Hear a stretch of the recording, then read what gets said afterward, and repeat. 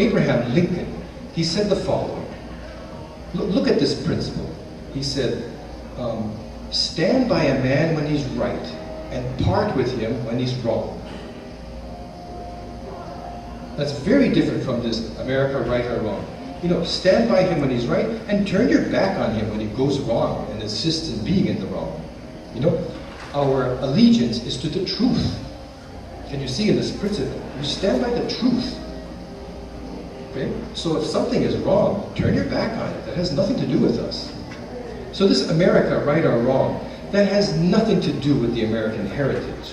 This is an idea coming from those who are in power, who own the media and send out this kind of message to us. Okay, even if you don't agree, let's be together. Even if it's wrong, even if it's horrible, we join together and we do it anyway, because that's America. That's not America. It has nothing to do with our heritage. Some people call that brainwashing. And you know what?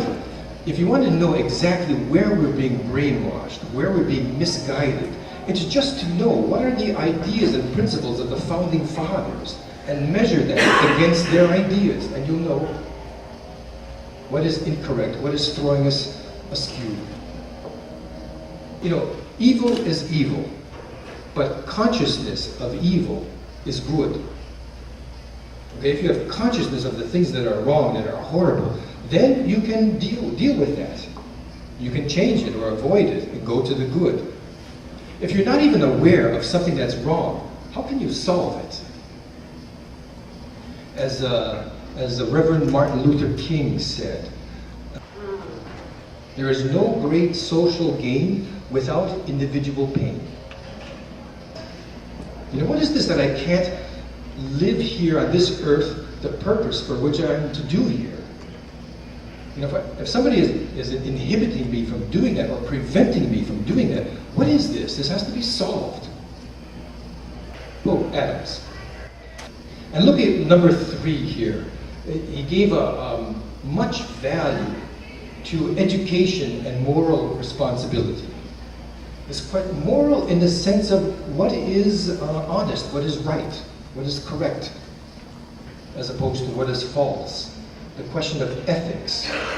This was absolutely basic to these guys. This was the influence of the philosophy of the persons that we just talked about, Hobbes and Voltaire, Berkeley, Rousseau. They see that in the psyche of the human being, if you don't act according to ethics, you are going to suffer internally because you're acting against yourself. There's no gain in acting dishonestly. Dishonest acts bring a damage to psychic life, and they wanted happiness. Alexander Hamilton, this is an exceptional human being.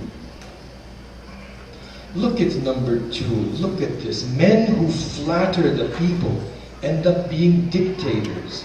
They saw this time and time again, and they pinpointed it. We don't pinpoint the thing very well. How many times have you heard, oh, the American people, you Americans, we're so great and we're so wonderful and we're the best and all. And the United States is God and the American people are the angels of God. And all of this just to flatter everybody. Look, men who flatter the people, they end up, dominating you afterwards. It's a trick. If they were really concerned for us, they would point out our problems.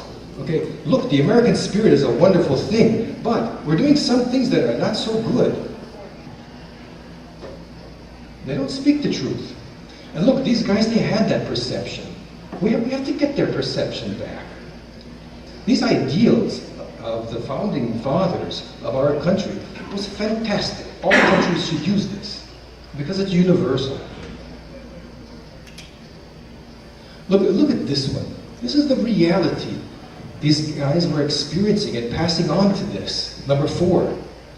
It's a constant fight to avoid the predominance of imbalanced individuals. Okay? We verify this.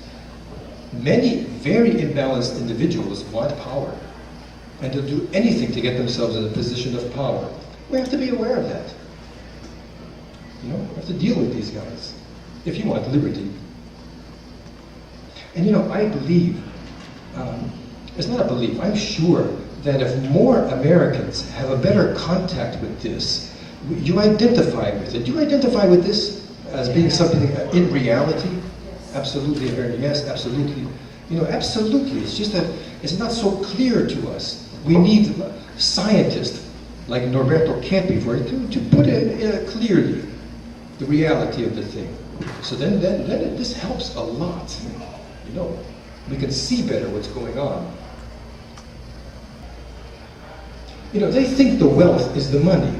The wealth is what the money can make for us. The wealth is in the human work, the activity that we do for each other. This is the wealth. Okay? What's happening is instead of the money serving, facilitating our activities, it's the opposite. We are serving the money. Or, in other words, we're serving those who have all the money.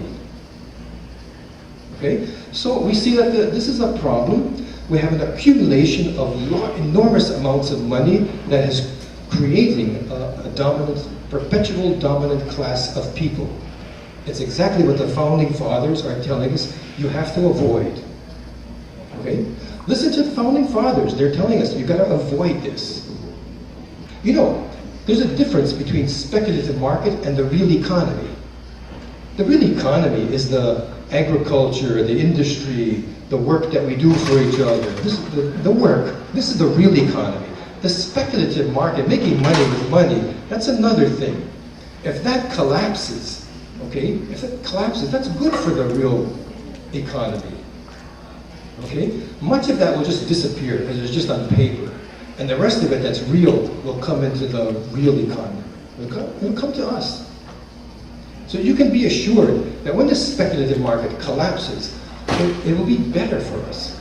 After a little initial confusion, it will be better for us. That money will come to the civilization again. Okay? Now, they want us to believe that if that collapses, we're going to suffer everything. No, they're going to suffer. They're not going to have the power in their hands to keep us under control.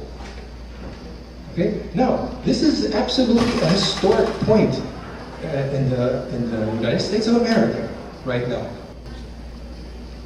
Because they don't have this power in their hands anymore. They've lost it. The speculative market has collapsed. Only by blind consent, you know, if we just obey them, you know, but in actual practice, they don't have the money anymore to dominate the way they do. So the question is this.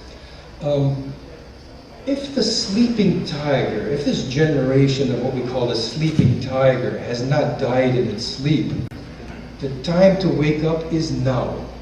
The time to act on the thing is now. It's right in our hands. Okay? Let's see what happens.